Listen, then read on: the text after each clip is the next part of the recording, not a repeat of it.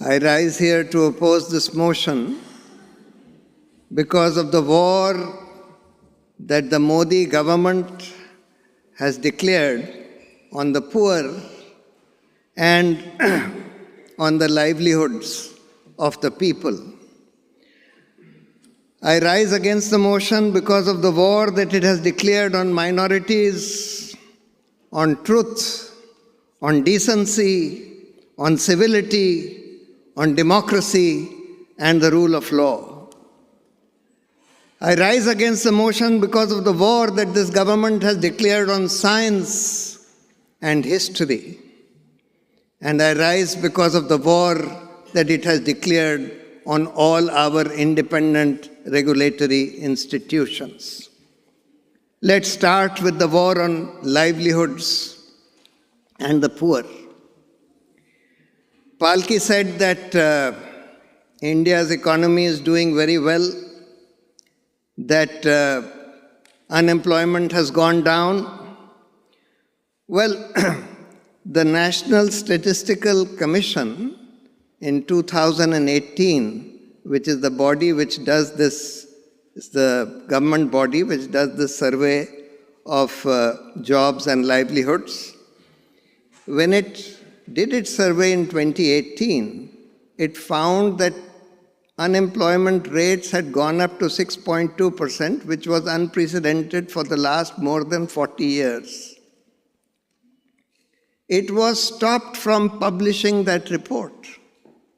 That report was allowed to be published only after the 2019 elections were over, causing two of the two independent members of the National Statistical Commission to resign. After that, the government has not even been doing a survey of unemployment rates. It's only an independent organization called the Center for Monitoring the Indian Economy, which does that.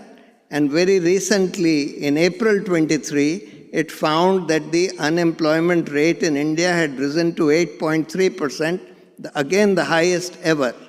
And this is despite the fact that the labor participation rate in India has come down dramatically because a very large number of people have just out of frustration stopped looking for jobs.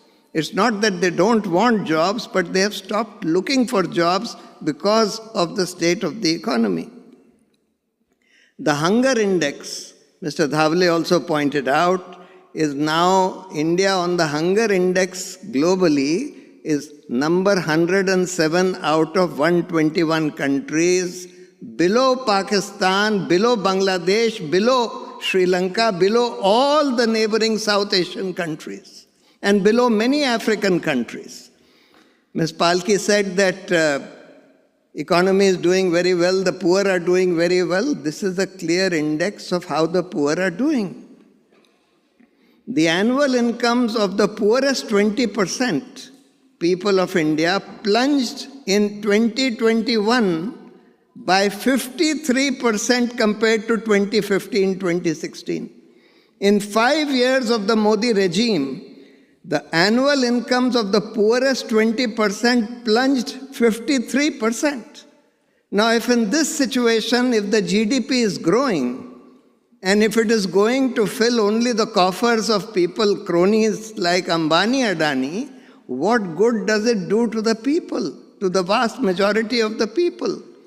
Just to give you one example, recently there was a report that in Gujarat, the Gujarat government is buying electricity from Adani, from the Adani company today at more than 8 rupees per unit, even though the contracted price was, and the price that was being paid till 2021 was 2.83 per unit. That means tens of thousands of crores excess payments are being made to Adani while pauperizing the state of Gujarat and its people. So, this is on the issue of employment and livelihoods and poverty. She said that corruption has been reduced. Now, the anti-corruption institution for which the anti-corruption movement came, the Lokpal, has been just destroyed. Nobody, first they didn't make the Lokpal for 4 years. We had to approach the Supreme Court again and again. On the Supreme Court's prodding, the Lokpal had to be made. And even that Lokpal has been made in such a way that nobody approaches the Lokpal these days. It has no credibility whatsoever. The corruption index in India is now ranked at 85 in the Transparency International Corruption Index, as opposed to number 76 in 2015. Apart from that, there is a war that has been declared on minorities, on truth and decency, on civility, on rule of law, and on democracy. Every day we see lynchings being reported in the media. People, especially minorities, are being beaten up and killed on the streets, sometimes on the ground of beef, sometimes as what is called love jihad, just because a Hindu girl is friendly with a Muslim boy, or just for no reason at all, just because the person is a Muslim. Every day you see reports of Muslims being beaten up just on the streets, shredding the rule of law, and the police just stands by without doing anything about it. There are encounter killings which are being celebrated by state governments. There was this, even though he may have been a criminal, a gentleman called Atiq Ahmed, he was shot in cold blood, virtually in broad daylight, in the gaze of the entire media, and the mainstream media and the chief minister of UP was celebrating, which was something which was clearly a fake encounter, and this has become the order of the day. This is just one example. There are bulldozers which are being used to demolish the houses of people who are accused of some crime. Firstly, they have not been proved to have committed any crime. Secondly, even if they had been proved to have committed a crime, bulldozing their house is not something that you can do. You can't punish their families for a crime that they have committed. And therefore, the rule of law is being demolished under these bulldozers. Arrests of activists, political activists, journalists, human rights activists have become the order of the day on fake trumped-up charges. In the Bhima Koregaon case, some of our finest human rights activists have been put in jail on the basis of clearly fabricated evidence which has been proved to be fabricated, that is, emails inserted into their emails by using this software snooping device called Pegasus. And yet, for 6 years, more than 5 years, they have been languishing in jail without bail, without even the trial having started.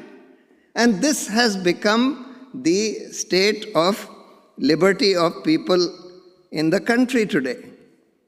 Fake news is being spread rampantly through something called the IT cell, which, as Swati Chaturvedi, a celebrated journalist, had written in her book called I Am a Troll, is being run by no other than the Prime Minister himself, which just propagates all kinds of fake news, hateful news, etc. The media, in the Press Freedom Index, we were told India has slid down to 150 position out of 161, the lowest that it has ever been, and it has been constantly sliding under the Modi regime. The entire mainstream media has been brought to heel by the government and made an instrument of their propaganda by use of various techniques, inducements by way of advertisements, use of investigative agencies to browbeat them, and various other instruments which have been used to make them an instrument of the government's propaganda. And they have been just day and night spewing hate, spreading disinformation, etc. Every evening, if you watch the evening news, it's just hate and trying to divert attention from the real news by pushing these kind of hateful communal stories. There is a war that has been declared on science. Today, can you imagine? The periodic table has been taken off the textbooks of schools. The Darwin's theory of evolution has been taken off the textbooks. It's not surprising, because where you have the Prime Minister who spouts such scientific nonsense that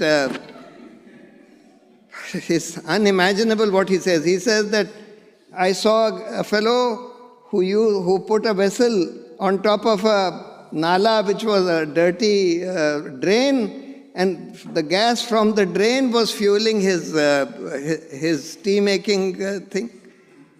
He says that there is no climate change. People have started feeling warmer because their bodies cannot bear it. All kinds of things. He says that I asked the Air Force to bomb Balakot even though there were clouds, because I felt that now in the clouds the radars will not be able to detect our planes. So when you have this kind of a Prime Minister, obviously there will be a war on science. There is a war on history. The whole Mughal history has been removed from the history textbooks. People like Gandhi, Nehru, etc. are being replaced by Savarkar. Savarkar, who was accused for Gandhi's murder, his stories are finding place in the textbooks, and Nehru and Gandhi, etc. are going out of the textbooks. The chairman of the University Grants Commission is a gentleman who was earlier the Vice Chancellor of Jawaharlal Nehru University, who famously said that we need to put tanks on the campus of the university in order to instill nationalism among the students. These kind of people have been made head of academic institutions for higher learning. There is a war on institutions. The judiciary, all the independent regulatory institutions, including the judiciary, parliament, no debate happens, no discussions, laws are just passed in a flash. In fact, the sittings of parliament have been reduced to something around 60 per year, as opposed to more than 100 or 150, which used to be the case earlier. No bill is ever sent to parliamentary committees for greater discussion and taking feedback from the other independent experts, etc. Investigative agencies have been brought totally to heel and made instrumentalities of the government.